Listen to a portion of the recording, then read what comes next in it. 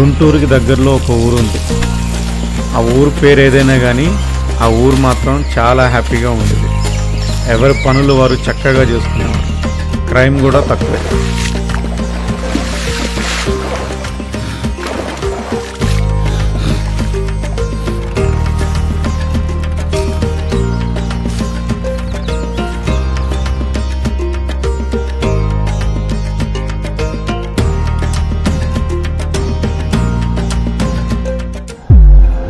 అలాంటి ఊరు ఒక అమావాస్య తర్వాత భయంకరంగా మారింది. కారణం ఆ ఊర్లో పశువులు వరుసగా చనిపోవడం.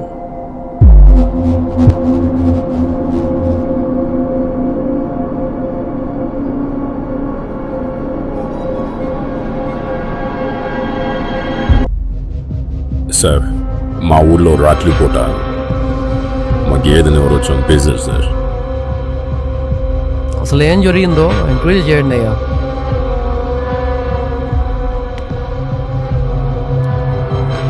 సార్, మెడ కంప్లీట్గా కట్ అయింది సార్. వెపన్ కూడా ఏం లేదు. వాళ్ళకి శత్రువులు కూడా లేరు. ఈరోజు నైట్ నువ్వు భాస్కర్ వెళ్ళి కాపలా వేయండి. ఈరోజు మా వైఫ్కి త్వరగా ఇంటికి వస్తానని చెప్తున్నాయా.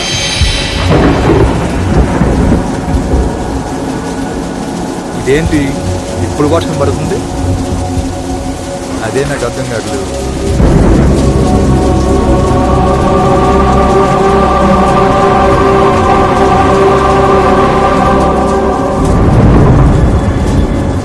సార్ సార్ గేదెని చంపింది మనుషులు కాదు సార్, ఒక దయ్యం సార్. మీ గేదెని చంపింది ఒక దయ్యం. మన కానిస్టేబుల్ చూసారంట. ఈ కేసులో మేమేం చేయలేం. అయితే పోలీసుల మాటల మీద నమ్మకం లేని గ్రామస్తులు ఆ రోజు రాత్రికి వాళ్ళే కాపలా ఉందామని నిర్ణయించుకున్నారు.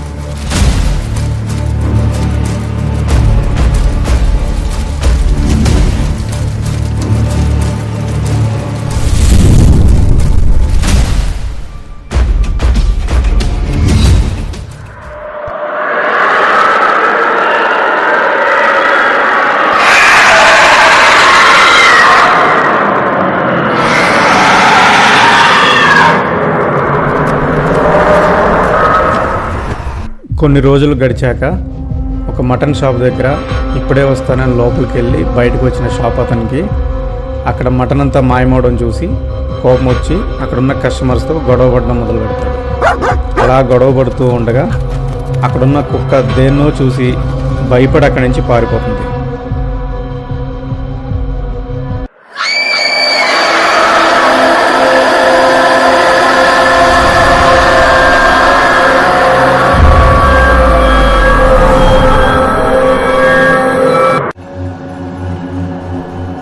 ఊర్లో దయ్యం తిరుగుతుందనే కారణంతో ప్రజలందరినీ జాగ్రత్తగా ఉండమని సర్పంచ్ గారు చాటింపు వేశారు.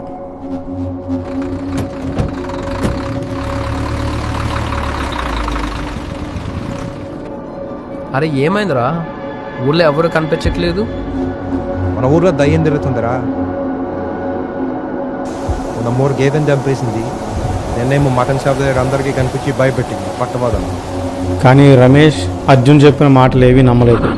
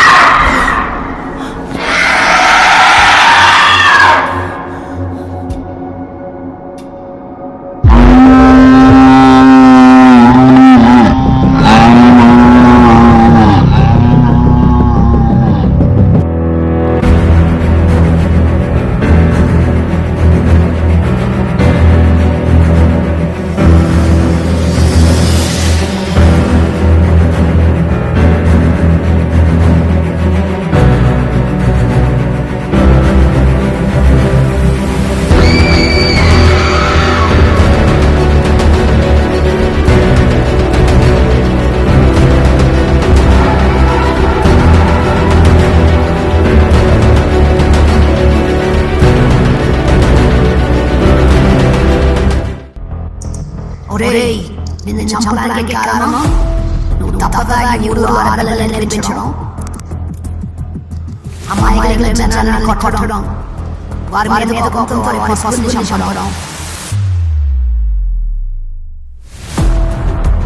అంతకన్నా పెద్ద తప్పు నువ్వేం చేసావో తెలుసా? నువ్వు తప్పదాగి నడుచుకుంటూ వెళ్ళి నా సమాధి పైన ఉచ్చబోసావు. ఆ రోజే నేను చంపాలని ఫిక్స్ అయిపోయాను. వెంటనే నేను ఊరు వచ్చాను, కానీ నువ్వు లేవు. నీకోసం ఎదురు చూశాను. ఇప్పుడు చంపాను నేను. నిన్ను వదలము